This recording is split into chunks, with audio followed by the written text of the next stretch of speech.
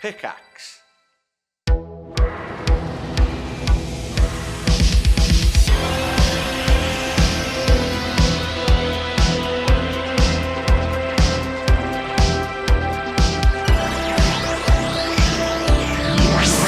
Hello, and welcome back to the Review of Death, your fortnightly home for Doctor Who news and reviews. I am Matthew Toffolo. Joining me, as ever, is Billy Garrett John. Say hello. Hello. And today, we're going to be talking about Planet of the Ood, which is Ood. Yeah, that is good. How did you feel prior to going into this one, Matt? Because it's an episode I think, it sounds terrible to say, I think it's one I've just watched on transmission and haven't looked at all since. Interesting. I've always liked this one. I've always thought this one was pretty good, yeah. But I know what you mean. It does feel like one of those stories that people don't really talk about very much, or it just sort of gets lost in the melee of all of Series 4. Yeah, because that is a big series and there's a lot going on in there. And that seems to bear out in the responses we got from our rodders on Twitter saying, you know, it's buried or undervalued or underappreciated. Yeah. So, but yeah, it was lovely to go back and watch it. And you'll obviously hear what we have to say momentarily. But first, we should do the news, or as newsworthy as we can be over a week out from this episode going out, because Matt's off to Scotland. And he's then off. So by now, are you sunning yourself in Italy in 40-degree temperatures? Yes, I hope so. I should be Lucky stuffing boy. myself full of gelato and Thank pasta. God you said gelato. Maybe not in that exact order. But yes, that is the plan. Next time you see me, I should hopefully be very tanned. I hope so. I hope to see. And is the mustache going to appear in the next week so that you can slot in culturally a bit better? Yeah, maybe. Well, when we used to go to Italy with Dad, he would always get caught at Italian customs because they would always, and because obviously his name was very Italian and he looked very Italian and he had a big moustache. You know, they just used to catch him at customs and be like, "Are you a citizen that is like coming back into the country, sneaking stuff in?" So if I do that, maybe they found his briefcase full of mushrooms and he went "Wow!" and then jumped on. Wow. So yeah, this is as newsworthy as we can possibly be for the next 2 weeks. But if anything does go down, then, you know, I'm sure you'll see our reactions on Twitter. And also we're recording some stuff for the Patreon next week. So we may be able to chat about stuff then. But obviously the big thing that happened just after we recorded the Genesis episode was the reveal of the new sonic screwdriver, which got its own Tesla-level commercial on the official Doctor Who social medias. Matt, how long were you in possession of that thing before it got announced? I had this since May? Yeah. Maybe? It was before I moved house, so probably May. Yeah, I think it turned up just before I moved. Crikey. Yeah, so I've been sitting on this for a while, not physically. Quite literally. Ouch. Yeah. And you only once that opens up inside you, you try and get it out again, I tell you. No, that might, you know, tickle everybody's fancy. I was shocked and appalled that I only found out about it the week before it dropped, but that's fine. Obviously I can't be trusted to keep a secret. Now, it is quite pretty. It's good. And the reaction to it has been really positive. I mean, we saw I can't remember how good the photo was or how good the schematic or whatever it was ages ago of what the prop looked like. Yeah. But obviously it's very different to getting it in the hand. Yeah. So where is this ranking for new series Sonics for you? It's definitely up there. Definitely up there for sure. I mean, it's better than the Capaldi one, which for audio listeners, I am now holding up. I mean, just look at that. This just looks like a mess of a design. It does. It's just too much going on, and I don't like the blue. Whereas this, it's starting to feel more like a scientific instrument again. I mean, I didn't like the old Sheffield Steel. dildo one, yeah. Because how did they not see that? How did they not see it? Come on. But I do still like the original Tennant one because it's slimline and it feels like a piece of kit. I mean, even this is a bit showy, and it does look like you could whisk up an omelette with it. Or as I said earlier, use it as a speculum or something. I have to be completely honest. And it's got a light on the end, so if you're doing any examinations, it's very helpful. It's perfect for looking at people's bums with. That's ultimately what a Sonic should reflect. I have to be completely honest and say that it doesn't tickle my fancy. I'm not a massive fan of it. Wow, interesting. I think it's leaning a bit too much into let's smash a load of Sonics together. It has that feeling of a build a Sonic screwdriver to me. Yeah. I think that the fronds that come out, as we mentioned, when we first saw, because we obviously didn't get context to what those fronds were or what it looked like in action. But whenever we saw that photo, whenever it was, we said it looked like a classic Dalek gun with the the bits that used to frill out of the front of it. And I can only see that when I look at it, and I just think it looks a bit much. But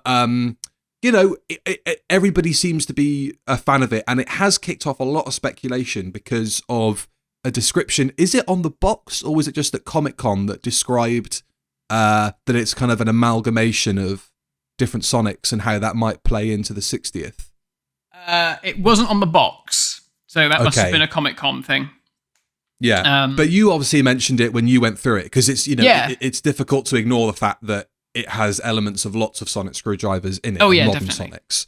So, do you think that this leads any more clarity to the possibility we may be getting Matt Smith and/or another Doctor coming back? Oh, I don't know. Maybe Who knows? Yeah, maybe. I mean, it might just be a cool nod to the past. I don't know, but it would be. I mean, it'd be nice to see some of the old faces. Yeah, and not just David. I'm hoping, really, in a way, that David Tennant is almost a bit of a smokescreen for more that's going on. And we should add, really, amongst that Yasmin Finney did an interview for something the other day, and she mentioned that she had scenes with Ncuti Gatwa. She does.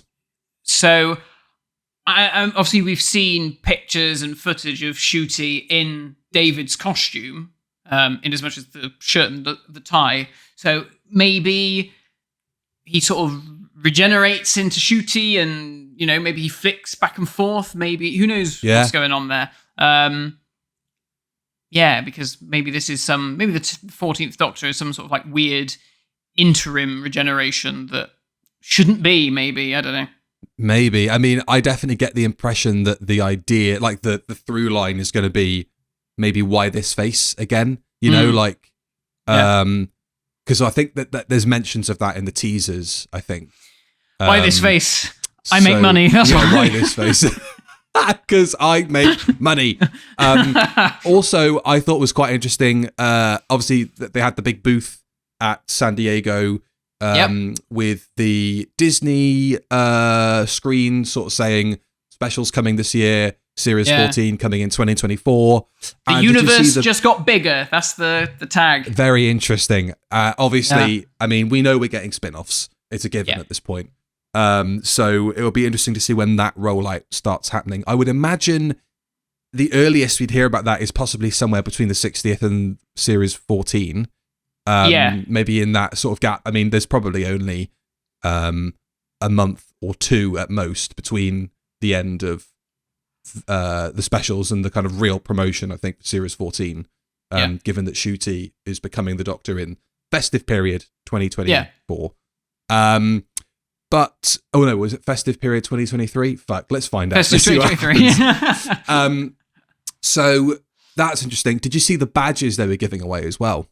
No. They had Disney Plus badges and no, I did see these. The TARDIS. Kind of Tinkerbell swoosh. Yeah, the TARDIS was in the middle of it. So I mean, they're obviously ramping up on the Disney side of things. Yeah. I think we've mentioned before that it's been explained to us that it feels like Disney is like the beast that's suddenly waking up to, that the machine is starting to churn on the Disney side of things and starting to get ready, which is going to be fascinating. I do wonder, though, how long do we think this partnership is going to last? Because the hope is obviously that it goes on and on and on. But I think with everybody sort of saying, well, maybe Ncuti's only doing 2 years, or, how long does this deal last for? Obviously, Doctor Who is going to last beyond any exclusivity internationally with Disney. And as far as we know, it's just, we'll give you a bit of cash for the ability to show it everywhere outside of the UK. But do you see any longevity in this now? Because we're at the stage where Disney is starting to promote it a bit more. And we've seen the way that they treat other shows. We've seen a lot of media disappearing. Obviously, I think it's in the BBC's interest to continue producing physical media. I think it's almost a given that we're going to get physical media. Oh, yeah. But then you look at what they did with that WandaVision steelbook, where they just give you the steelbook and no disc on the inside. Unbelievable. I don't think that's indicative of what's going to happen to Doctor Who. I've seen people getting worried about that on Twitter. But now we're a bit deeper into this Disney partnership. How do you think this is going to pan out? I just want to say about the WandaVision thing. I was in disbelief when I saw that, because it just seems insane. Like, you're selling an empty box. But I then thought back to our conversation last time where we were talking about missing episodes, and we said we'd just buy an empty box if it meant we might be able to stuff it with discs later on. So maybe they're not that daft after all. I think really the proof will be in the pudding next year.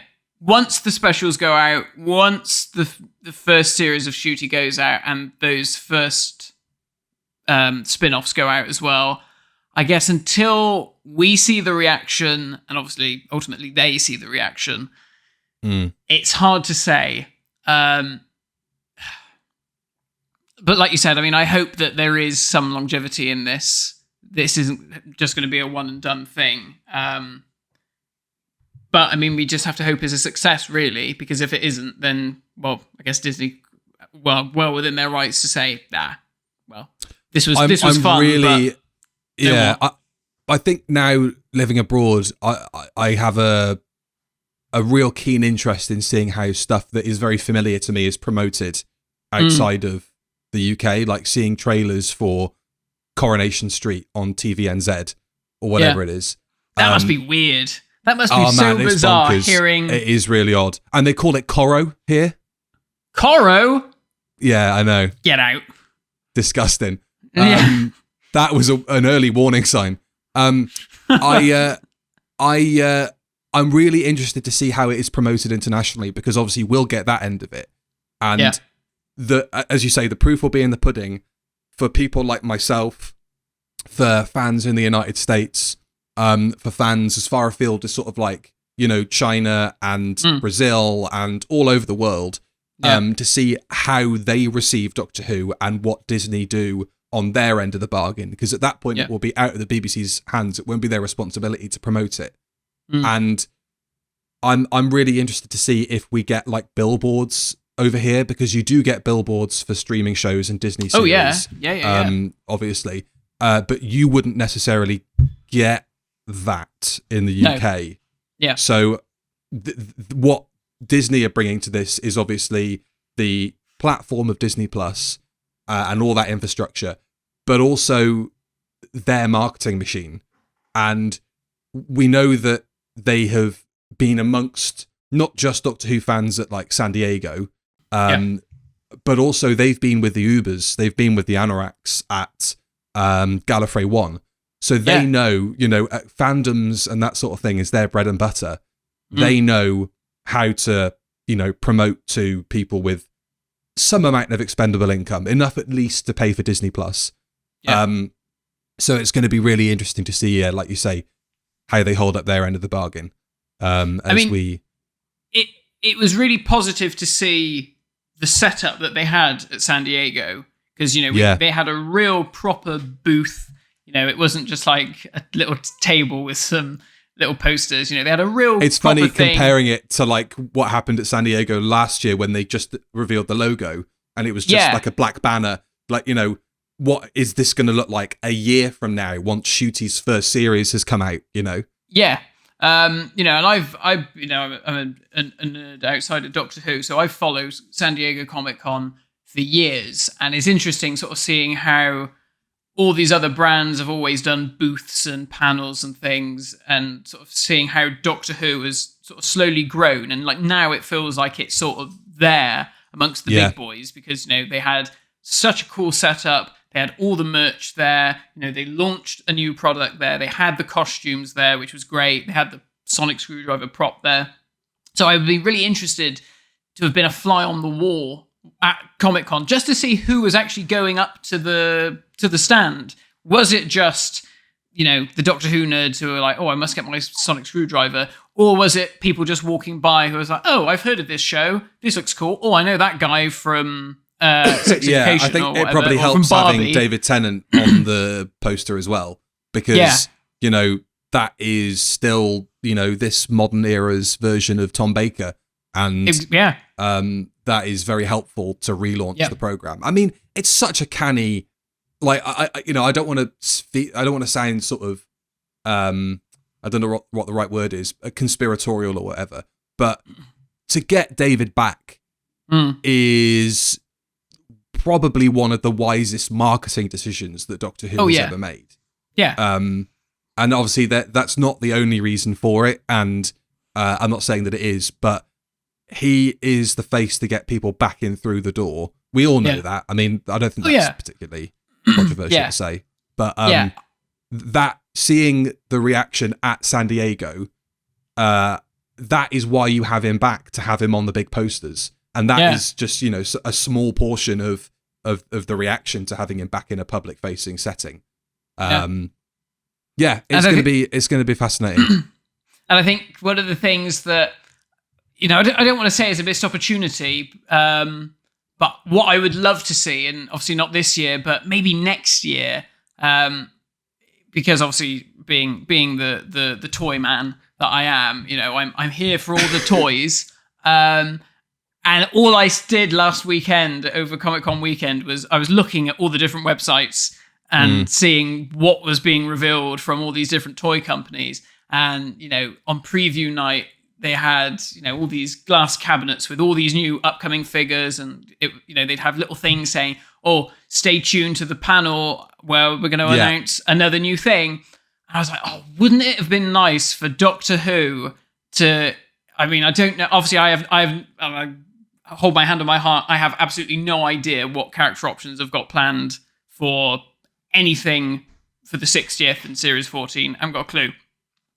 But wouldn't it have been nice to have had like the first Ncuti Gatwa figure, unveiled at Comic-Con, or, a few figures from that, maybe a new Tennant, maybe a new Donna, a Beat the Meat, Ncuti Gatwa. Oh, it would have been great. It would have just been, especially for the toy fans on Twitter who are just, are very thirsty for this sort of stuff. And I mean, obviously there's a lot of stuff leaking in terms of B&M related stuff lately. But it would have been good just to have got something current, and it's not spoilery because we know what Ncuti Gatwa's costumes are like. We know Beep the Meep's going to be in the new series. But I think it was a missed opportunity that we just didn't have a bit more, because the posters are nice and the Sonic's nice, but it would have been cool to have had. Maybe that's what I want to see next time. Next year, I want to see Series 14 action figures on display in a cabinet so that people can go around and I can wake up in the morning and have all these pings in my Twitter saying, oh, look, they've shown off this new toy. And send me along to do proper reporting. Well, I mean, we can start with getting Matt involved in the DWM specials about action figures. I think that's a fucking travesty. That hasn't happened. Funny you should say that.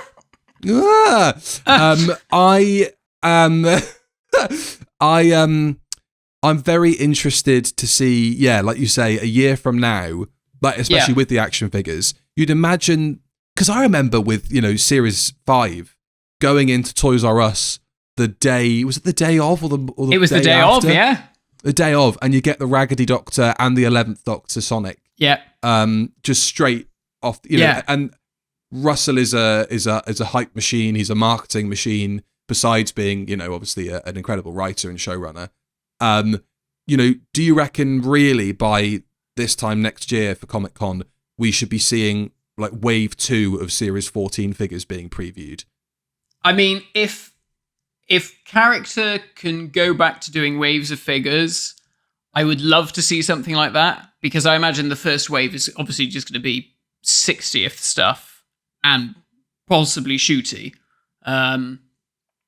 Yeah, I mean, I'd love to. That'd be great. I don't see why not, because it was mentioned in DWM, this most recent one, that the BBC have been having licensee days where different licensees and character options got mentioned. They go in, they see what's coming up, and I guess they have their conversations about, well, okay, so this is what this thing looks like. We were thinking maybe this could be marketed as a toy or, as a bit of clothing or whatever. So I think we are in a better position now compared to like the Chibnall era, where undoubtedly. Where character options are actually getting stuff to look at, and stuff to work from. So yeah, why not? I would love to see that. It would make me very, very happy to see Doctor Who really sort of standing shoulder to shoulder with the other brands, and especially character options standing shoulder to shoulder with Hasbro and Mattel and, these stalwarts of Comic-Con. Yeah, it'd be great. Whether it'll happen, I don't know. Yeah. If you're listening, I have a good feeling. I'll take your dollars across to America and put them in a cabinet. I have a good feeling about it. I think that, but that, again, sort of linking back to the Disney thing, that isn't where Disney's influence is going to be felt. But you'd imagine that if the show did well in that first year, not that we would want things to disappear from character options or whatever, but you'd imagine that Disney will want their own slice of that. Like I was saying earlier about, being abroad and seeing the way that the show is represented elsewhere, it's going to be really interesting to see if we get any Disney exclusive merch for Doctor Who. I mean, I don't know if that would be part of a rights deal. You'd imagine that it would stay with the BBC, but anything that could be, considered a US exclusive or whatever, because that's happened before. Oh yeah, I mean, historically, all of Disney's stuff, I think, goes through Hasbro. So certainly Star Wars, certainly Marvel, and certainly stuff like Indiana Jones and that kind of stuff. So I don't know what that would mean for like the action figure rights. I mean, that might still stay with character options, but I mean, I don't think it would be. I think we could see stuff like, I don't know, Doctor Who Uno or Doctor Who Monopoly, or they did Doctor Who Mr. Potato Heads, so you might see sort of stuff like that again, maybe.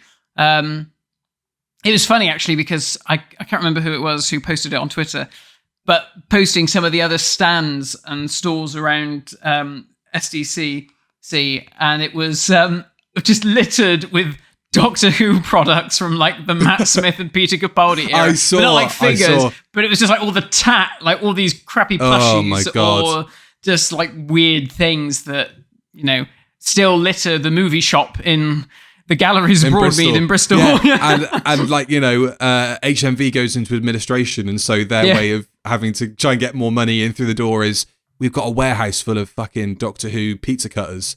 Can we please try and shift some of these and putting them in those like, geek blind boxes? Oh, yeah. Yeah. This is worth 50 quid. No, it ain't. I have never seen so many Clara bobbleheads in my life as the last time I went into HMV in Bristol. Okay, so I think that kind of covers all the major stuff that went down sort of after the Genesis episode went out. something also that happened after the Genesis episode went out. All that time that I spent researching how many copies of Genesis had been made was fucking immediately undone. You sent me the link, and Tom Baker record collection. I was so gutted. Although it looks absolutely gorgeous, the artwork. Now, is that the artwork that Prydonian had their Daleks nicked from? Yes, the Daleks were nicked. And I think it's been... Why? Because I imagine someone who was doing the art for it was just like, Daleks, Genesis of the Daleks. Oh, that's a nice, but that's clean mental. image. That's like what? Surely they used their own archive. Oh, well, this is this is the BBC you were talking about. Mental, unbelievable.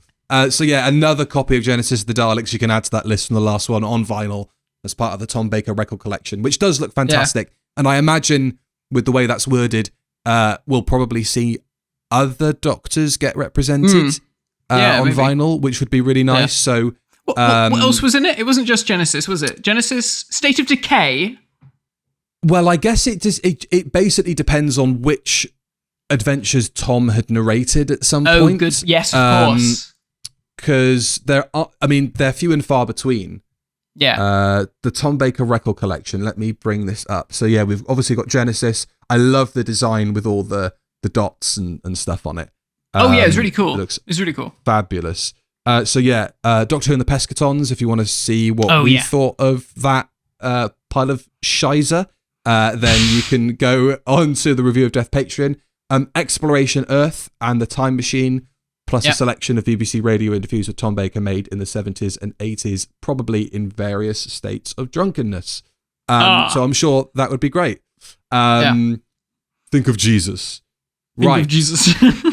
Sacha Dhawan has said in press interviews for Wolf, Scab, working during a strike, that he is involved in things he can't talk about.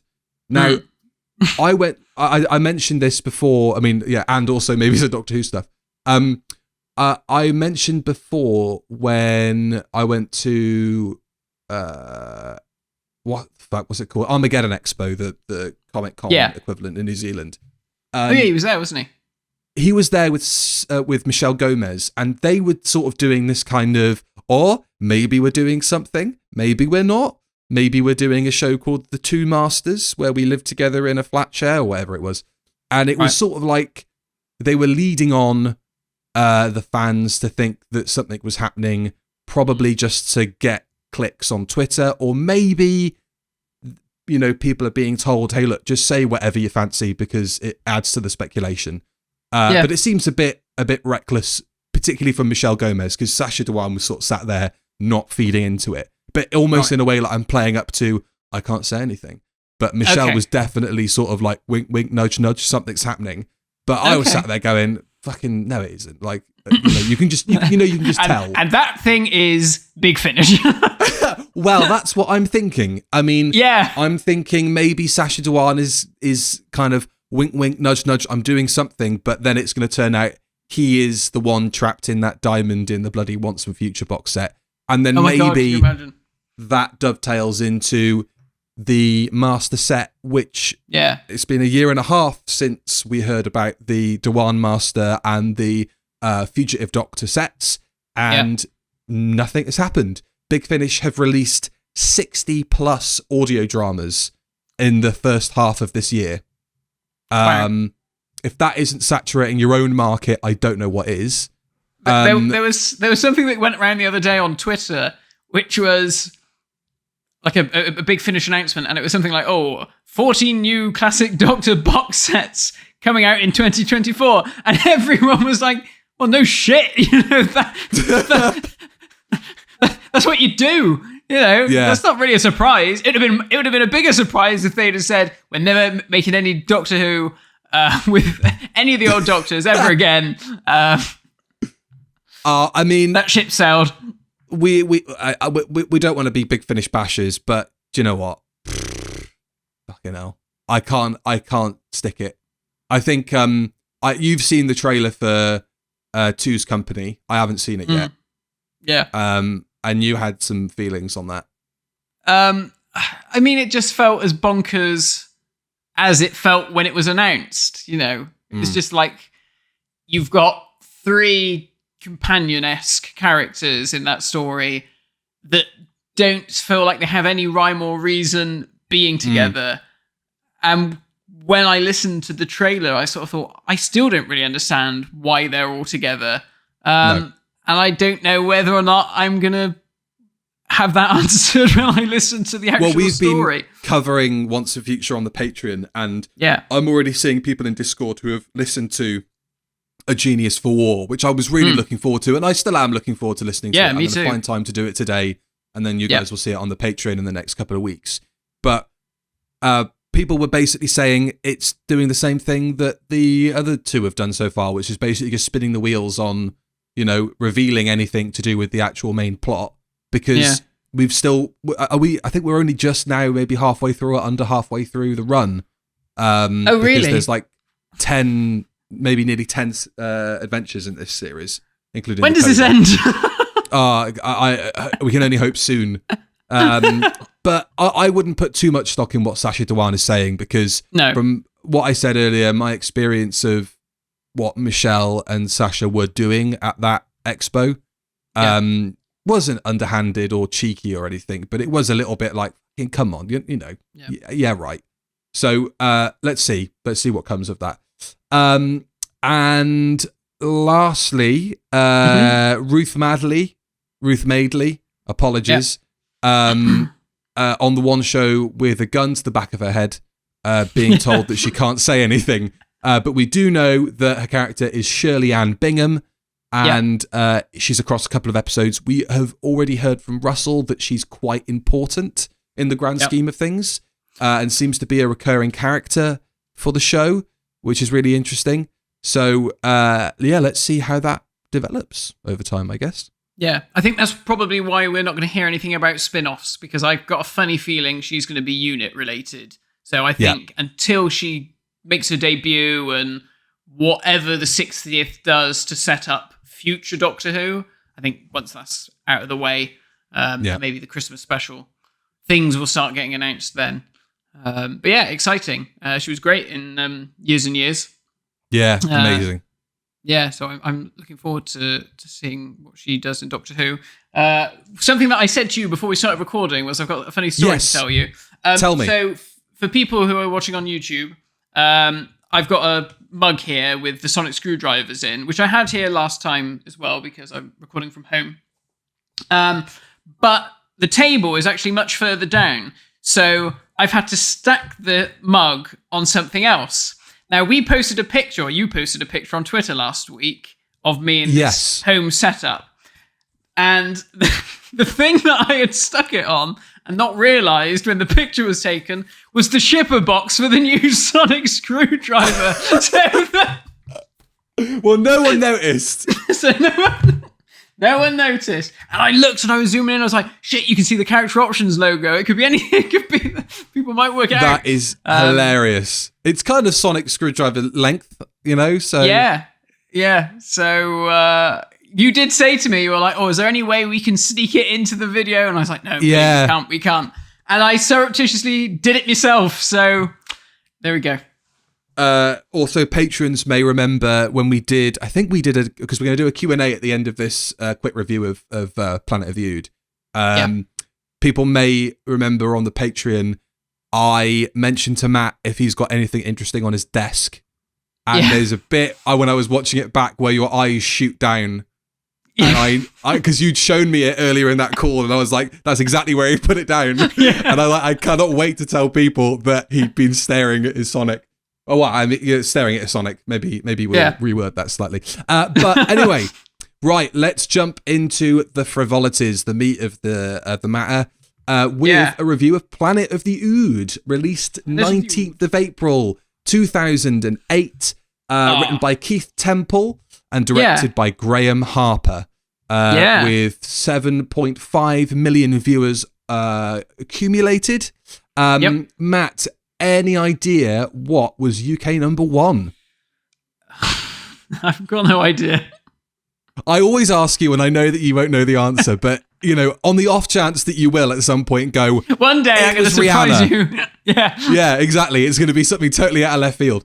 It was American Boy by Estelle featuring Kanye Redacted. We don't talk about him anymore. Yeah. Give us a blast of that, Matt. You must know it. I know the song. Was he involved in that? I mean, he's probably got a feature where he just, says very anti-Semitic things, I would imagine. Go on, give us a burst of American Boy, Matt. You can do it. I don't know the words. We need Matt sings the tunes. We need that to happen. You'll be my American boy. He's got a great set of pipes on him. Box office number one when this show went out. I don't remember this film at all, but I sneak it in here because somebody might say it's their favourite film ever made. A heist movie called 21, starring Jim Sturgis, Lawrence Fishburne, and Nino Kevin Spacey. Two very, very suspicious individuals we've mentioned there in the throwback. It's odd to think, we don't even need to go back to the dressing rooms of the BBC in the 1970s to be having issues with people being brought up in retrospective callbacks. Like, this is only bloody 15 years ago, and we're already like, no, let's not mention them. Don't mention them. Right. So obviously, the crux of this story surrounds the tentacle-faced Ood, whom we're both fans of, I assume. Yeah, they're great. I love the Ood. Love an Ood. Doesn't he say love that? An Ood. He always says that with his big gurney face and sideboards. I'm jumping ahead a bit here, but obviously the whole thing about this story is that the Ood are an enslaved race, and it kind of makes up for the fact that the Doctor didn't really comment much about that in the other story.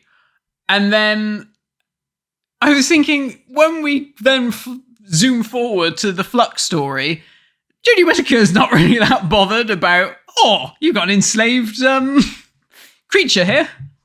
I have to immediately say this is my problem with this story. Immediately take umbrage with this whole Ood indentured servitude thing. The Doctor doesn't really mention it. Obviously this whole story is around the point of, that they're a slave race and they shouldn't be, right? Yeah. So it's set up quite early on that they're born to serve, and that is what you think of an Ood. That is the way it's set up in all their stories, is that they are born to serve. They are born to be, born into slavery. But this story then later on sets up that they are adapted into servitude, and there are actually like wild or native kind of Ood with their brains in their hands. Yeah. So it's a bit of an Oompa Loompa vibe, isn't it, really? Yeah, totally. Yeah. Except less racist. Oddly. So are they born into indentured servitude, or are they not? Because this episode seems to kind of put both of those situations forward, I guess it's accepted that they're slaves, but they're actually not born into it. Yeah, I mean, that's the story, isn't it? I guess that the company spin so that people feel all right about slavery. But the Doctor also seems to feel all right about it. Like, his whole thing is, well, this is just what the Ood are. This is just what the Ood do. Yeah, I think, he is until he then realizes, oh shit, actually, I'm wrong. Okay. And I kind of like that it almost takes Donna's reaction. It takes a very human reaction to things to sort of open his eyes to a lot of that stuff. Yeah, I think Donna is she's kind of the most important person in this story, really, because interestingly, this was supposed to be the second episode of Series 4, and it got moved ahead. I'm guessing that's for thematic reasons, but Donna saying in the episode, "I want to go home," is quite a moment, and you think, well, if you contextualize it and you think she's already experienced Pompeii, it seems odd that this is the one that kind of tips her into saying she wants to go home. But it would make sense if it was meant to be the second episode going out. But you're right. Yeah, it's her reaction. This is almost like her having her seal broken into kind of thinking, well, actually, it's not all fine and dandy traveling with the Doctor. There are issues that they're going to come into contact with, and difficult decisions they're going to have to make. And I think this is the episode out of all of them that softens her the most. Obviously, she's still got that kind of, I'm a temp from Chiswick sort of thing going on, and you call in, blah, blah, blah. But that's just her fiery kind of side of her character. This is the one that I think sort of makes her the citizen of the universe that travels with the Doctor, Yeah, I mean, I think it's quite clever, really, because having this and Pompeii as the second and third episodes, because obviously Partners in Crime, in a way, feels very much like, okay, we're going to do a sort of a Runaway Bride episode again, where we're reintroducing this character. She was, for all intents and purposes, a comical part. Yeah. And in that story, other than the little moment between her and Wilf up on the hill, you don't really see an awful lot beyond what we sort of see in Runaway Bride. But this and Pompeii, really shows the audience what Catherine Tate can do as an actress. And Absolutely. It really broadens her performance and, her range. And I can actually remember very clearly, as a young boy at secondary school, I remember my what's the lesson called? PHSCE? Was that it? Was that the... Oh, we used to call it... citizenship or something. Yeah, we used to call it VIP, Values in Practice.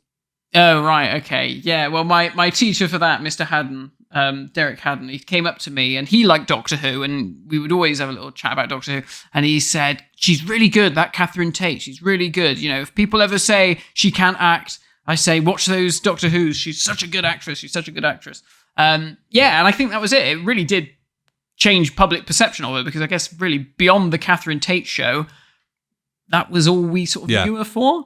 So I think it's very wise that it was wise that they thought, right, second episode, we need to really show that she's far more than just the gobby one. Another Time Lord. No, that's in the finale, Billy. Oh, shit. Well, we get, allusions to all of that here with the Dr. Donna, being mentioned ad nauseum in this episode. Yeah. Which, it's interesting to see now, looking ahead to, obviously, the finale. The bees disappearing gets mentioned here. Yeah. The Dr. Donna is set up. Your song is ending soon. Yeah. Even the song that the Ood is singing is Tennant's Regeneration theme. Yeah. Which is already sort of being echoed here, which is really, really lovely. I mean, every single time we come around to doing one of these Russell or kind of Moffat era reviews, for all the stuff we've said about Murray Gold's music being too loud, or maybe bashing you over the head with a bit too much sympathy or whatever it is, you will feel this emotion. Again, you just have to put your hands up and just go, he is an exceptional composer. This song of captivity and freedom thing is amazing, and it made me go back. I was watching this in a bar in Auckland yesterday, and I was like, right, I'm gonna interesting bar. It was on the they big have it on the telly, said, did they? Yeah, I said, get the FIFA off, get us on the old Doctor Who. I was watching this, and after I left, I was like, on my ride home, I'm gonna just blast Murray Gold, and I haven't listened to those soundtrack CDs for a really long time. Yeah. And but I used to listen to them all the time walking to school, and it was brilliant to go back, because man, his way with melodies and theming and motifs and orchestras. I mean, I didn't know that Ood spoke Latin, but they sound great. It's beautiful. It's absolutely beautiful. But yeah, the bit of Catherine Tate I have to mention here is that whole line of dialogue. I think somebody said that they didn't like it when we asked people's thoughts on this episode. Was of course Ood would trust anybody with their brain in their hand, which you look at it in isolation, it's such a daft line, but it is said with such sincerity, and because obviously you've seen how abused these Ood are. and what happens to them. It's so powerful, that moment. And that is such a great piece of acting from Catherine Tate. What do we think of with all of Tennant's companions, where does Donna and Ten sort of line up for you? Because I didn't have much of an opinion of them, really.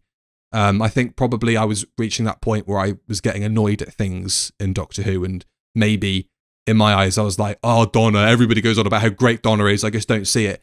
But man, I tell you what, their chemistry is undeniable, and it's also a testament to David Tennant that he can have such good chemistry on different levels. Obviously with Billie Piper, it's much more of a let's go for sexual affair the back of the bike sheds. Yeah, exactly. David Tennant, whereas this is so much more pally, but it's the same sort of dynamite chemistry, but it's working on different levels, and that is not just a testament to the way that Catherine works with Tennant and the way that Billie's work with Tennant, but also Tennant himself, that he can find different things to do with people, different, mutual ground they can meet on. So what's your opinion been historically of the Dr. Donna, and sort of where do you stand now?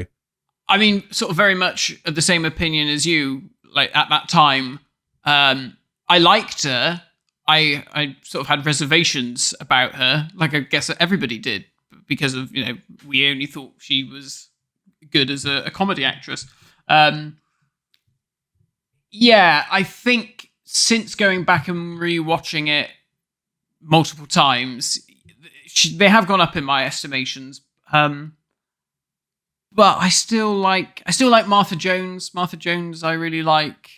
And I obviously they work so well together, him and Billie Piper. I mean, I feel more sorry for Martha Jones. Martha Jones, I just feel like she was hard done by as a character, because she got the rebound bullshit of the 10th Doctor.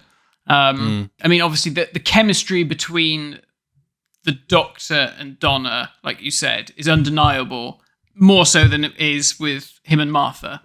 So I think probably on that alone, Dr. Donna probably creeps up just a little bit. Yeah, that's where I'm standing as well. Last bit on the Ood as well, unless you've got anything else. Do you reckon they had to pay for the Homer Simpson Doe Ood? I was thinking that. I was thinking the same thing. I don't know if anyone can tell us, but I did think the same thing. Again, one of those things I probably would have found really annoying a couple of years ago. But I laughed because, again, it's that thing that Russell does. I know obviously Keith Temple wrote this, but, Russell rewrites every script he gets. Apparently, apart from Stephen Moffat's, but I wouldn't believe that for a second. I think that he does that thing really well where it's like, this is, a bit of classic comedy, but obviously The Simpsons is much more contemporary, especially to us viewing it. So it's funny whenever Doctor Who does that sort of thing, isn't it? When it's, this is called an iPod, all that sort of shit. Yeah. Is great. And I also really liked the variation on the Eccleston, you just, you sit at home, you eat your chips, you watch TV, and there's a war going on underneath you and all that stuff. The one that David does here with, you pay taxes, you pay rent, you pay, you watch TV, and you have your 2 weeks holiday a year.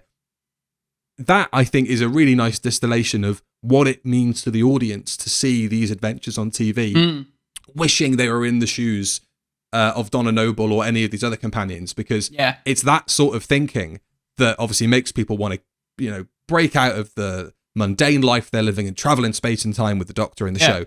But it's also a nice thing, for the viewers at home to think, well, there's more to life than all of this stuff. That I think is the ultimate message of Doctor Who, isn't it? Like, I just really like the way that was delivered. That particular variation. And I love the fact that Donna misses the whole thing, because that's obviously Donna's thing. I do. It does make me laugh. It does make me sort of feel like the Doctor's like, God, your lives are shit, aren't they? I mean, they are. Human beings, you got shit lives. God, dear. So as we mentioned at the top, written by Keith Temple, the creator of the Ood. Oh, he created them? I believe so. Am I being daft? Did he not also write the Impossible Planet and Satan Pit? I don't know, Billy. You would assume that I was a Doctor Who fan and would know these That's things. true. I'm sorry to have assumed that with us having a Doctor Who podcast. Let me have a quick look. Well, no, he actually just wrote Planet of the Ood by the looks of things. So who the bloody hell wrote The Impossible Planet? Stephen somebody? Matt Jones. Oh God, I think we mentioned that on the last episode. We were trying to figure out what their name was. Sorry, Matt Jones. But yeah, who invented the Ood? Did Russell invent the Ood? Well, you'd think it was the writer of. You think it was Matt Jones. I didn't check to see if he got a mention, created by in the credits. I think Russell did the design. Oh, so maybe he did. I'm sure I've seen one of his little doodles because he did a lot, didn't he? In those early days, he did. He did the Cassandra, and I think he did the Moxa Bohoon and the Slovene. I made a note about that. So obviously, again, this is just let's just praise the Russell T Davies here. There is a period of monster design in series 1 and 2 that I don't think Doctor Who has ever reached since. And I would include the Slovene in that. I would include the Sycorax. Obviously, we can blame that little gobshite from Blue Peter for designing the Absorbaloff. But, the Ood are part of that as well. But there is just like a little moment, the Mox of Balloon, all those characters in End of the World, where it's like the design team, obviously Russell inspiring it, have just gone, let's just make anything we fancy. And I'm not sure that the monster designs really get quite so inventive. Yeah, they're quite out there, aren't they? Those earlier ones. Yeah. They sort of play it more safe, I guess, later on. It's a bit more bipedal. It's a bit more like... Yeah. Even like I'm sure people can find examples of this not being the case, but, the Fisher King in Under the Lake Before the Flood, that's obviously really impressive, but it looks like a tall bloke in a suit. Whereas the way that the Slovene have been designed, they are much bulkier and they've just got... I think it's the scale thing with Russell's designs for this, like the Moxa Balloon being kind of squat and sat on a chair, and then the face of Bo. It's just a lot more expressive, and the scale of it is different. It's like these are alien creatures, and I think the Ood are a great example of that. That ingenuity. It's a testament and even stuff as well. Like the Jagrafest. You've got the Jagrafest, a big blob in the ceiling, and then you've got the Reapers, which have got their own thing. I wonder if there was a real conscious thought about, people just think Doctor Who is people in rubber suits going grr.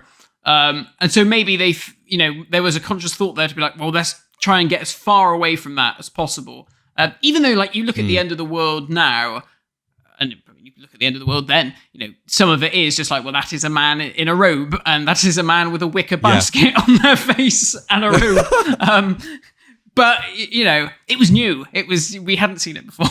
Yeah, exactly. And you expect a certain amount of that because, even if you look at things like Battlestar Galactica or Star the Wars. latter seasons of Star Trek and Star Wars and stuff, you do expect bipedal monsters with prosthetic heads and those sort of like crinked foreheads. That became such a thing, certainly in American sci-fi in the 90s. Yeah. That is as much a part of the design of science fiction as a Dalek or whatever. But I just think you're right. There is definitely some sort of a push to get away from man in rubber mask and do something different. And maybe it was that injection of cash initially. They just went, well, we can make something like the face of Bo if we want. In order to make it worth our time, we have to bring him back. But yeah, that's it. And I mean, I guess with the Ood, while they do something obviously quite extraordinary with the face, everything from below the waist is obviously a man, and I think it works fine with the Ood normally. I think where it doesn't quite work so well is with the natural born Ood, because they're like, well, this is just a dude in a guy in a in like a robe, And he's got gloves on. It's like, well, surely if they're natural born, they'd have ood hands. You know, they wouldn't be robed. They'd be nude oods. You've got oods. You've got oods for, you know, serving platters at the dinner table. In which case they've got white gloves on. You've got the dominatrix oods that have the black latex ones on. Yeah. And then you have the chauffeur oods who have driving gloves with the elastic backs, Alan Partridge style. So I think maybe that's just whichever section of ood society you belong to, you get a different kind of glove. I would assume. Fair enough. Yeah. I mean, we know those sexy oods. Prostate ood. Yeah. With the marigolds. But that sexy voice ood, I was thinking, man, I feel really sorry for whoever that ood goes to, because he's going to be doing more than just the washing up. Surely. Surely. On that. It's a horrifying thought. Where would you put it? On that, I also thought there was a moment where an ood comes out of nowhere. Obviously, they use their translatables to zap people's heads, but there's one ood that leaps on a guard and like smothers him with his tentacles. Oh yeah, that's funny. Which I thought was brilliant. I think I've actually written that down here. It's like, what is it doing? Maybe one day we lift up the ood tentacles and we see that they've got, like, you know, a horrible, like, slitty mouth that kind of goes like that, and it's got teeth that incisors or something, something creepy like that. Yeah. And who knows? Obviously, or like, we know we can assume he ate his face off. We can only assume. We can only hope. He Hannibal lectured him. He Hannibal lectured him because they're all awful. All these people. I mean, it's a great cast, I have to say, in this story. Darling. Percy is in it. Tim McInerney is brilliant, but I have to wonder, how does it feel to get cast for your hairline when you're like, I know. You've got the head of an ood. I was thinking that. I was watching, because I remember when it went out, and obviously, you know, all I'd ever seen him in was Blackadder, and obviously, you know, that was from the 80s. So I remember watching it and thinking, crikey, you know, he looks so different now. Yeah. And I thought, is that a prosthetic that they've put on his head to make it more like? But clearly not. He just had a very ood-shaped head. I bring my own ood head, darling. I don't need any makeup done. He's great though. He does it very well. He is brilliant, and they do a really good job with him. Just sort of having him. Well, okay, he's obviously the big bad, but you know, besides sitting on top of this industry that, you know, produces slaves, which, you know, it warrants what happens to him at the end of the story anyway.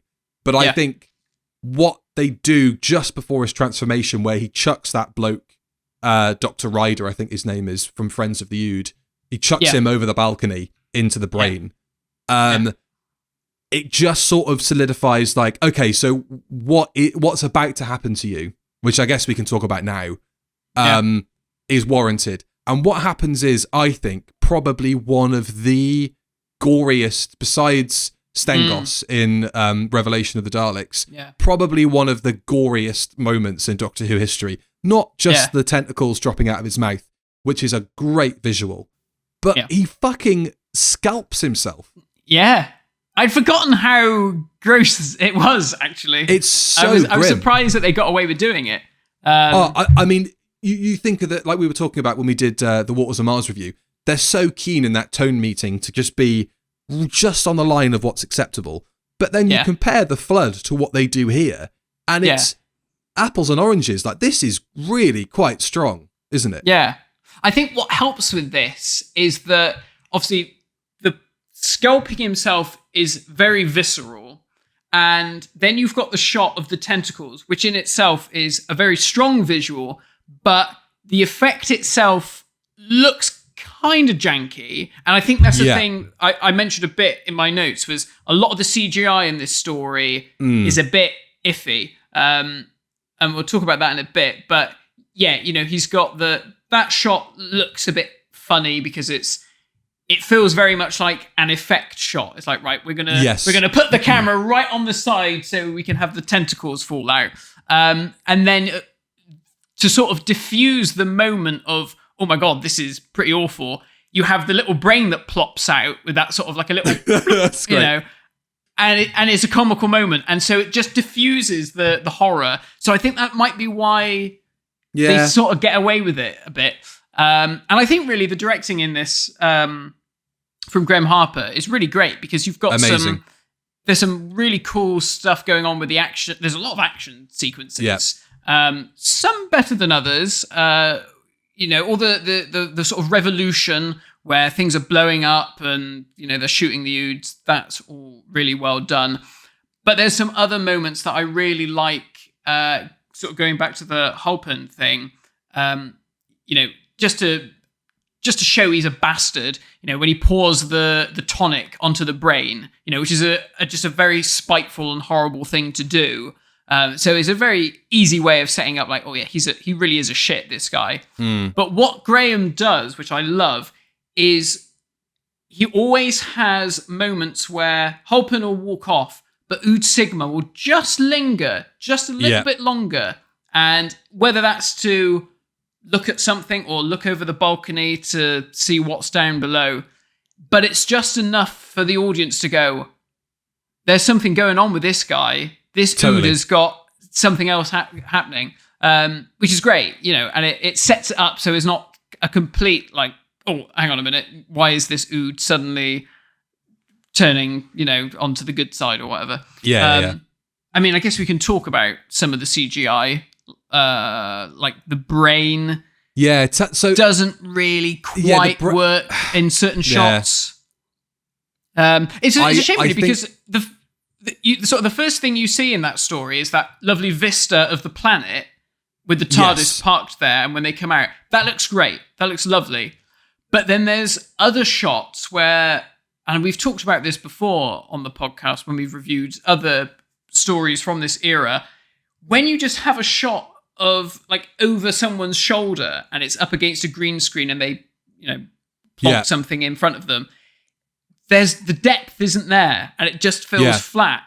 And there's a bit of that here. You know, you get it a bit at the beginning when I think they see the little base towards the start. You certainly get it towards the end when they do the big reveal of the brain and the Doctor and Donna are looking over. And you just look at it and it's like, well, that feels very two-dimensional. It doesn't quite feel like there's the depth there.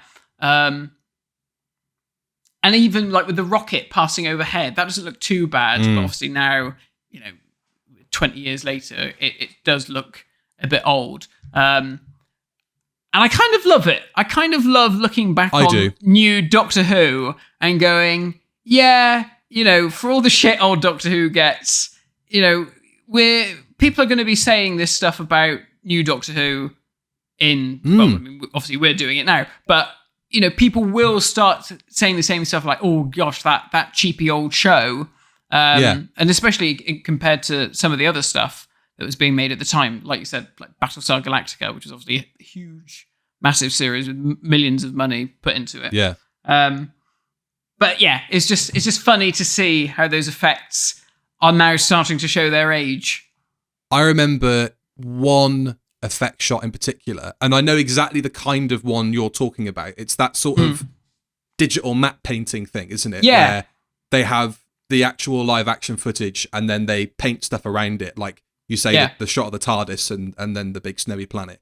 I think the thing that ruins it is that digital zoom that they usually add to things, because you get a bit too close to, like, you know, you framed it for a reason. Like maybe you need to have a bit of dynamic movement in there to sort of sell it. But I think the closer that you get to the object when everything else is moving with it, it's like you don't have, like you say, that depth, like that kind of parallax thing where whatever's in the foreground is sort of getting closer to you and in a different rate, you know. And I think that is what doesn't really sell it. I certainly remember, because I think Stephen Moffat says something like this in one of the Pertwee collection documentaries, the Third Man one, where he sat with Mark Gatiss, where he's like, we all looked at it at the time and thought, this looks rubbish. And I remember my dad being sat there thinking, well, yeah, there were elements of that, but I think that, you know, he was bringing up examples, and I think Dad was sort of saying, I don't buy that. I think we all thought it looked okay. We didn't know any better. It wasn't like we knew how these shows were made. There wasn't an equivalent to Confidential that went, here's colour separation over there. You know, we weren't privy to that. I think it's only looking back now you go, well, you can sort of see how they've married these two things together and it hasn't quite worked. But I think if you're looking at certainly on a black and white CRT in the corner of a room, you know, I'm sure it was sold fine. But I definitely remember the first time I was like, oh no, this is still janky, old Doctor Who, it doesn't quite work, was the CG shot when Martha's hospital has disappeared in Smith and Jones. And I remember looking at that and going, you know, we're almost there for a show on Doctor Who's budget to be able to pull that off really well. But it is that depth. It's that lack of things moving independently of themselves. Everything is one big, you know, kind of blob of texture. I think that's what hasn't quite aged well. But you mentioned the action and you mentioned the CG. I don't know if this is one of the bits of CG that you thought was a bit janky, but I thought that the grabby claw chase through the warehouse was brilliant. Yeah. Now that is excellent. Now, really well shot. The claw, looks great. But that whole sequence, to me at least, feels like a bit of an afterthought. It feels like someone's looked at the script and gone, oh shit, there's not really much happening here. At the moment, we've just got the Doctor and Donna mooching about, popping their head through these storage containers. We need something to just give it a kick up the arse and pick up the pace a bit. Oh, quick, let's do this. And I think the thing that sort of kind of sells me on that idea is the shots of the security guy who's on the controls, because it looks like he's just got a sheet of tinfoil behind him. I know exactly what you mean. Silver tubes. And it's like, wow, that looks like old Doctor Who. But I tell you what, I made a note of that. So that this is Roger Griffiths as Commander Kess. I think he is what sells that sequence, because his like, I love his sort of like visceral, you know, I'm going to get you sort of thing. Because really, when you think of the crane as like, or the claw as a thing, it's not really that threatening. And no, I get that, you know, we're in a warehouse environment and of course you'd have something like that. But I just think his sort of like feverish, you know, he needs to kill the Doctor, or like, I want to see what happens when, you know, he mentioned something like, I've always wanted to do this to someone or something. He's really sadistic, that guy. Yeah. And like when he's going to gas the Ood, you know, he's taking way too much pleasure in his job. And it's lovely that he gets his just desserts and that, you know, exactly do the gassing on him.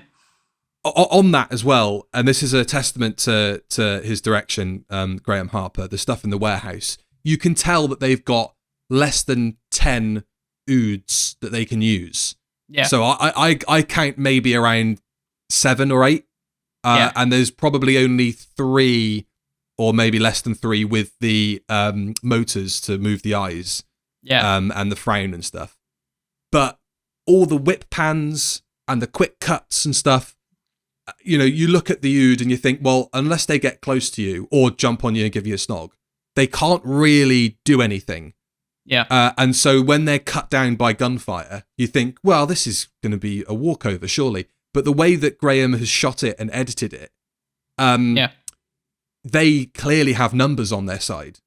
Yeah. And I think that is what makes that whole, because it's quite frenetic when you think, as you were saying, even if it is a bit of an afterthought, you've still got a lot of action in here with, you know, things exploding and blah, blah, blah. I think that really sells it. And then that's down to Graham is you know, they have got numbers on their side. So even if they're not the most, you know, effective killing machines, there is still a chance here for them to, you know, fuck shit up, for want of a better term. And I think the way is clever, because obviously, you know, we know what the Ood's sort of MO is as a monster. Okay, their eyes go red and they zap you with their balls. And obviously they're like, well, you know, the only reason why they're like that is because they were possessed by the beast. So how do we get around that? Oh, okay, well, let's come up with this feral thing of the red eye. And like you said, all of that is shot so well. And it's scary. You know, you've got the the sort of foaming at the mouth almost. They've put something in the tentacles, so when they're is flapping about all over the place. That looked great. The voice actor who does the Ood, I forget the guy's name. He's brilliant, and Silas Carson, I think. And he's been the Ood forever, hasn't he? He's Brian. He was Brian in the Time Lord Victoria stuff and came back for Flux, I think. So I mean, I love the way that they do that, and they really sell it as like this horrible, rabid thing. Yeah. And the way that obviously they portray the slavery, it was interesting watching it now and thinking, had this story have been made with Jodie Whittaker, I wonder if the Daily Mail or all of those shitty red top newspapers, would they have just come out and been like, "Oh, look at this! Yeah. What Dr. Woke." Well, it would have been. It would have been the line about who do you think made your clothes, which is like, even then was a point that people hadn't quite got a hold of, like. The fact that Nike are out in Indonesia and they're, these kids who have been mauled by these machines making your Man United shirts or whatever. It's like, this is a real thing. It's Primark. It's all that sort of fast fashion. You can totally see, the reactionary, right-wing fascist Doctor Who YouTubers out there putting that in their title, going, Doctor Who is telling me that I shouldn't buy affordable clothing. That absolutely would have happened. But, it's part of their MO to stick their fingers in their ears and go, blah, blah, blah, that didn't happen until Doctor Who became a woman. Or up until the point that Stephen Moffat suggested that the Doctor could regenerate into a woman or whatever it was, I was going to say as well earlier when we were talking about the Ood brain and that CG and the jankiness of Doctor Who. Yeah. Firstly, did you recognise that location from an episode we reviewed recently? Because as soon as it appeared on screen, I was like, "Oh God, we're not back in the Auton, base." It's funny you mentioned that. I must have thought at the time, is the Nestine involved in this? Yeah, because that appears in that story. It's in New Earth, isn't it? Yeah. They love that. They love that place. Was it in The Runaway Bride? No, I don't know 100% for this, but I'm fairly certain. I think that is the ice block set or location from Waters of Mars. Oh yeah, I think you're right. Where Ten and Adelaide have that conversation. Yeah. There's also a bit. I'm sure I didn't missee this bit where Catherine Tate walks up next to David Tennant when they first see the brain, and she kind of barges into the railing in front of them, and it shakes a bit, and I'm sure you can see David Tennant holding it tighter to stop it from really janking and looking like classic Doctor Who sort of wobbly set territory. What else can we say about this story? I mean, I feel like on what's what your you main were saying, sort of point? Yeah. Well, just off of what you were saying about the location, again, kind of like with Waters of Mars, something that helps sell the story and almost sort of sells the scale of the operation is the fact that they filmed it in some bloody industrial factory or whatever. And you've got the things like the big turbines and machinery churning away in the background. And it just gives it that sense of realism and scale that you otherwise couldn't get unless you shot it somewhere like this. For sure. Which I thought was really great. There is one shot, actually, where I think it's Halpern and the secretary girl, they're having a chat before they go into or maybe it's the scientist, before they go in to see the brain. You've got one of these big pieces of machinery in the background churning and doing whatever. But there's a guy in like a high-vis jacket and a hard hat still doing his job. Oh my God. Up on the top. Brilliant. And I was like, I don't think you should be in shot, mate. That is amazing. Enough. Yeah. That is amazing. I was looking for production errors like that on the TARDIS Wikia, and you just think, oh man, the people who update that have really got better things to do. They really should find better things to do. Because there's one bit where it says, the big explosion, it was used in all the trailers where the Doctor and Donna leap towards the camera and there's a big explosion. And one of the comments on there goes, Well, because a bit of snow flies towards the camera, it suggests that there's a camera on the location. And because it hits the lens or something, and it's like, fucking... But they missed the guy with the hard hat and the high vis on. Like, and I remember there's another beautiful shot from that bit, which is Ood Sigma being shot through the flames, and you've got like the distortion from the heat on the camera. Yeah. Oh, it's great. And I think that was Graham in the trailer, Harper wasn't loves that sort of stuff. He loves those shots through flames, because there's a lot of that in Waters of Mars as well, and I'm sure there's other examples of it that we can think of in other stories he's done. A few kind of random points that I've got towards the bottom of my notes here. On the scalp ripping.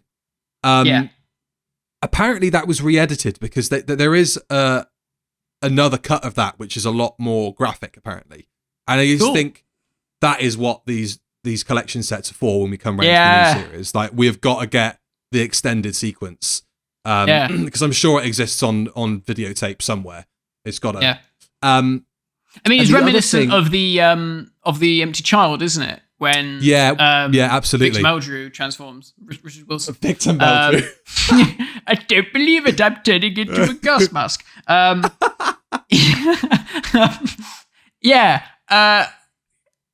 Because I remember that got obviously a lot of kickback when it went out, and I think they edited it for TV, but on the DVD you could hear the bones crack when the thing comes out of his mouth. Beautiful. On the sound effects for it, the first sound effect of the first tentacle dropping out of his mouth must be a BBC stock sound effect. It's a particular squit noise, which slightly ruined the effect for me, because it was the sound that Dick and Dom used to play in The Bungalow whenever somebody mentioned having to go to the toilet.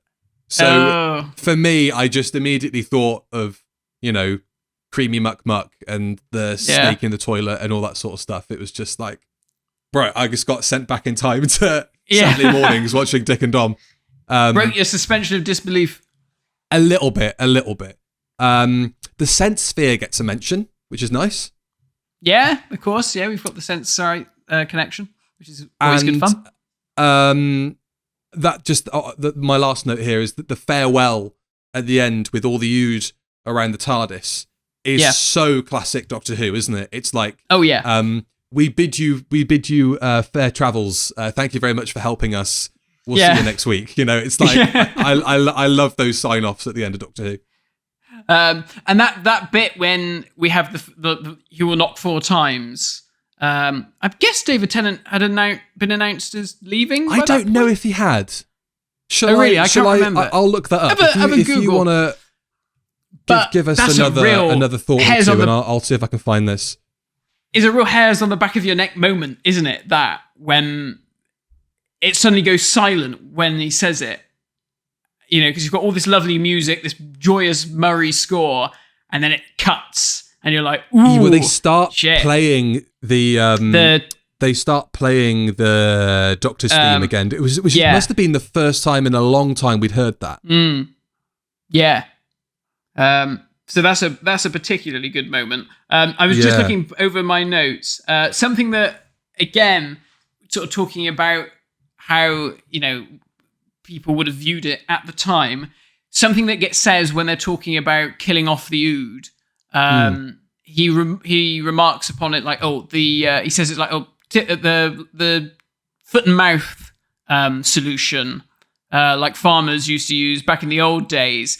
I was like, oh, that's very clever, because I think whether it was in 2008 or at least it would have been a year or two before, there was the huge epidemic of bloody foot and mouth.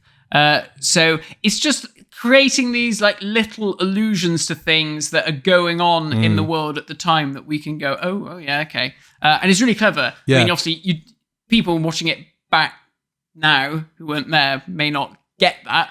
But it's funny to think of it now, looking back. It's like, oh yeah, that was a thing, wasn't it? Bloody woke Doctor Who talking about bovine diseases. Can't believe it. So yeah, apparently at that point, it was rumoured that Tennant wasn't going to be coming back and that he would be wrapping up, because I think he announces that he does Hamlet at some point and that they're going to do a specials year. So we know that there's going to be a specials year now.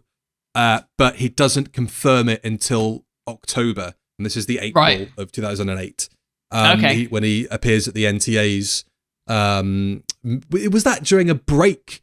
It was during the intermission of Hamlet where he says, "That's right, yeah." That's crazy. I mean, what a marketing machine that they were like, let's have a camera ready to go. You know, that all would have been orchestrated by Russell and the Beeb to make sure that they had the biggest possible audience for that announcement. Yeah. I mean, that crazy to think that, because you hear the audience. Oh, you hear the gasp and like wail almost. You know, it's like the air leaves everybody's bodies when they find out. That's quite a moment. That. Shall we turn to Twitter, Matt, and see what people thought of it? I have one more point. Go. When we have the scene with the Doctor and Donna in the cage where they're looking at the natural lewd, yes, and the Doctor says something about, he says, I'm being telepathic, I can hear the song, and do you want to hear it? That bit where he allows Donna to be telepathic and hear the song, very reminiscent of Terror of the Zygons with Tom Baker. The whole way that it's shot and framed, and just pure Tom. They all Baker. have their moment. They all have their moments like that, don't they? Where they sort of like when the Ninth Doctor sort of says it's the gift of the TARDIS that you can hear all these different languages and stuff. It just sort of every companion has to have their moment. Martha getting the key or whatever it is, they all have their moments where they're sort of let in just past the point where the Doctor's been keeping them at arm's length, maybe. And again, as we said, this is that story where Donna sort of realizes that maybe it's not all swell out there, and there are just as many problems out there as there are down here. And I suppose that's the moment, isn't it, where she sort of comes to that realization. Right then, let's have a look and see what people thought on Twitter. First comment from Councillor Lloyd Melville, SNP councillor, for I'm going to butcher this pronunciation, but I just thought it was cool that we had a Scottish National Party councillor commenting, giving his thoughts. Monifeith and Sidlaw, I apologise for absolutely butchering that location. Don't know if it's anywhere you're going, Matt. I know, I was going to say, I might be in your neck of the woods. Ockeye, Whoops-a-daisy, all that. Great episode, dispels Donna's semi-naive hopes about how wonderful the future is, and now the Who You Think Made Your Clothesline. Great hook with the Ood Revolution, and a hopeful ending that balances well with the conflicted Doctor towards the end of the story. One meme for every episode of Doctor Who says, I kind of love how little the Doctor and Donna actually do in this one. They kind of just notice the Ood are having a very appropriate slave revolt and go, okay, fair enough, and then mostly just stay out of the way, which is true. I mean, it's not their story, is it, really? It's not their thing to interrupt. And I guess you've already had the whole we can't interfere thing in the previous story, so maybe this is actually makes more sense being after Pompeii, because, it all kind of ties up quite nicely. Richard Lloyd, Halpin's transformation is my Dr. Constantine gas mask moment. Properly gruesome stuff, totally. Matty Bate, one of the best and most slept on episodes of RTD1, which is a phrase I guess we're going to have to start using, which is kind of unbelievable. It's a lot of fun, but it's also quite a beautiful and emotional episode too. The scenes in the cells with the natural Ood get me every time. Matthew Purchase, while the story itself isn't that engaging, the deeper concepts about the Ood and the commentary of slavery, along with an amazing performance from Catherine Tate, make this episode stand out in a very strong series. And Alfie Shaw proves that Donna is real companion material. That brains in their hands speech is class, though it did birth the worst companion figure, Matt, which is even worse than Disco Dancing Rose. What do you think? It was the only Donna action figure we got. It's the only Donna action figure we got. There was a Runaway Bride sculpted. Pictures of the prototype online. I've got a funny feeling the only reason why it was the only figure of her was because I think Catherine Tate was a bit self-conscious about her body. And obviously that big coat hides everything, really. Right, okay. So I think that is the reason why. I mean, I wouldn't say it was the worst figure in the world. It was certainly not as bad as Disco Rose. But I mean, it's just unfortunate, really. It's just unfortunate that happened to be the only way to get a Donna. Yeah.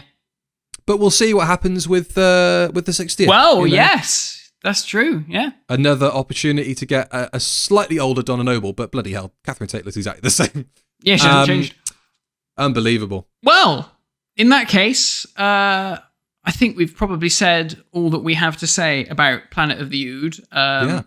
Other than go out and buy the novelization that neither of us read in preparation for this, which would have been really good, but we didn't do it. I got to say, those new Target books with the new logo, they look smashing. They look gorgeous. They've done a fabulous job with it, yeah. Yeah, that new foil embossed around the... Yeah, lovely stuff. Lovely stuff. Did you see that big finish of sending out those sleeves for the collector's edition? Yeah. Is that recompense for it being really, really late, or what's the... Yeah, I thought you were going to say, is that recompense for it being shit? But, no, for that, they would need to deliver Tom Baker to my house. Yeah, no, they look cool. It's a great logo. Come on. It does look good. Although, if anyone's interested in logos, I'm sure people know about it by now. John Granston of Five Foo Fans has done a fantastic video about the logo, which is well worth checking out. So, yeah, go and have a look at that. Right. Well, in that case, we'll see you next time, because we're going way back in time, aren't we, for our next Rod? Where are we going? Oh, yes. We're going underground. Underground. Did you have that London Underground song on that people used to pass around on Bluetooth on their phone? Don't know. London Underground, they're all lazy fucking. Yeah, that's it. Yeah. What a throwback. Yes, we are going underground with the Uddly Cuddly Yeti and an equally cuddly special guest who is going to be joining us for that review. So keep your eyes and ears peeled for that. If you also want some more rodding in your life, then go and check out the Review of Death Patreon, where the fortnightly rods become weekly rods. Last week, our commentary of Wartime with John Levine came out, which is, again, another one of those you have to see it to believe it kind of things. Yeah. And we've got reviews of Once and Future coming. We're going to do a commentary of one of Matt's old action figure adventures as well, which is going to be well worth sticking around for. Show notes shared as well on there if you want to hear anything that we didn't get around to covering from our thoughts and feelings on any individual episode. And plenty of other interesting stuff besides. Yeah, very good. And as always, please like, subscribe, share with your friends, share with your enemies. Tell everybody that we're a podcast for Doctor Who people. And yeah, we'll see you all next time for some webbing of the fearing. Goodbye. Goodbye.